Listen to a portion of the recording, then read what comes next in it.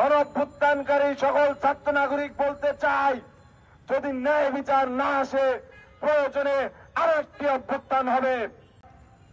রূপসা থেকে পাথুরিয়া 64টি জেলায় ক্ষতিগ্রস্ত বিডিআর পরিবার, তাদের সদস্যবৃন্দ, অন্যায়ভাবে চাকরি হারানো বিডিআর সদস্যবৃন্দ, যাদের প্রত্যেকের সাথে অন্যায় হয়েছে, যারা ন্যায় বিচার চান, একই সাথে 2009 সালে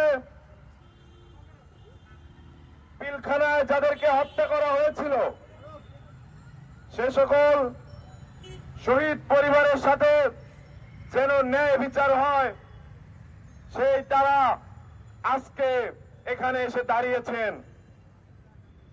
এটি আমাদের জন্য অত্যন্ত বেদনাদায়ক এবং লজ্জাজনক যে 24-এর গণ অভ্যুত্থান পরবর্তী বাংলাদেশে এই বিডিআর হত্যাকাণ্ড নিয়ে আমাদেরকে আন্দোলন করে দাবি আদায়ের পথ বেছে নিতে হচ্ছে। এটি তো এই সরকারের অন্যতম ম্যান্ডেট ছিল, কারণ এই সরকারের ম্যান্ডেট জনগণের রক্ত। এই জনগণের রক্ত শুধু 24 সালের ঝরা রক্ত নয়, এই রক্তের মধ্যে 2009 সালে যারা পিলখানায় শহীদ হয়েছেন তাদের রক্ত যেমন আছে, ঠিক তেমনি 2013 সাল 2021 সালে এই আমার মাদ্রাসার ভাইদের রক্ত, তাদের রক্ত আছে। প্রত্যেকটা ফোঁটা রক্তের প্রতিটি ফোঁটা ছিল এই গণ অভ্যুত্থানের নিয়ামক। তাই এই প্রতিটি ফোঁটা রক্তই হলো এই সরকারের গদিতে বসার ম্যান্ডেট। আজকে ক্ষতিগ্রস্ত যারা বিডিআর এবং তাদের পরিবারের সদস্য, যাদের সাথে অধিকাংশ অন্যায় হয়েছে, আমরা সেখানে ন্যায় বিচারের জন্য দাঁড়িয়েছি। এটি অত্যন্ত বেদনাদায়ক এবং কষ্টদায়ক। আমাদের কেন আন্দোলন করতে হবে? আমাদের কেন শাহবাগ ব্লকেট করতে হবে? এটি তো একটি গণদাবি। আজকে সারা বাংলাদেশের 64টি জেলায় মানববন্ধন হচ্ছে, প্রচার প্রচারণা হচ্ছে। জনগণের মধ্যে একটি ব্যাপক সাড়া পাওয়া গেছে। জনগণ চায় এটির ন্যায্য বিচার হোক।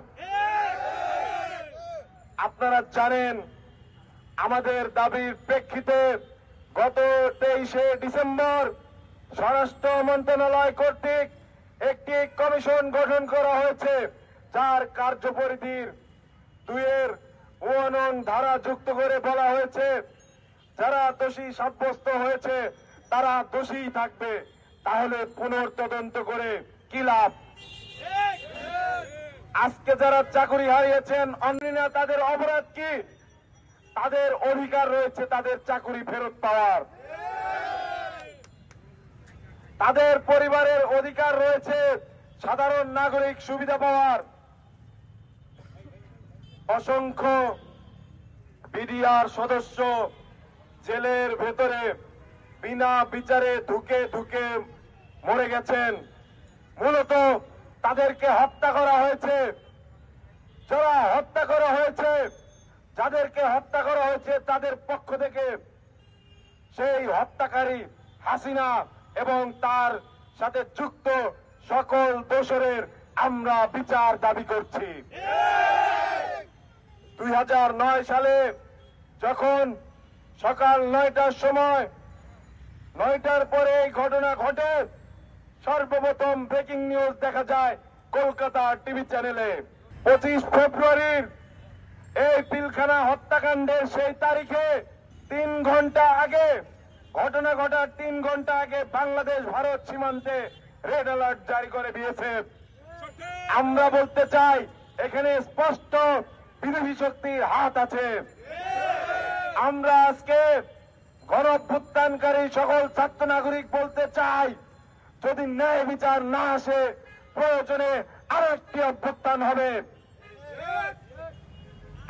আমরা জনগণের শক্তিতে বিশ্বাসী, কোন প্রকার কোন বিদেশি এজেন্সি কিংবা দেশীয় দালাল এজেন্সিতে আমরা বিশ্বাস করি না। সরকারকে স্পষ্ট করতে হবে তাদের উপরে কি এই সমস্ত এজেন্সির কোন চাপ আছে কিনা। যদি চাপ থেকে থাকে তাহলে আমরা বলবো আপনারা জনগণের শক্তিতে বিশ্বাস রাখুন। জনগণের শক্তি এই সব এজেন্সির চাইতে অনেক বেশি শক্তিশালী। আমরা অচিরেই হয়তো একটি বড় রকমের সমাবেশ করতে পারি। সেজন্য ক্ষতিগ্রস্ত সকল বিডিআর যারা অন্যায়ের শিকার হয়েছেন, সকল বিডিআর পরিবারের সদস্যদের সেখানে থাকার আহ্বান জানিয়ে আমি আমার বক্তব্য এখানেই শেষ করছি। ইনকিলাব জিন্দাবাদ।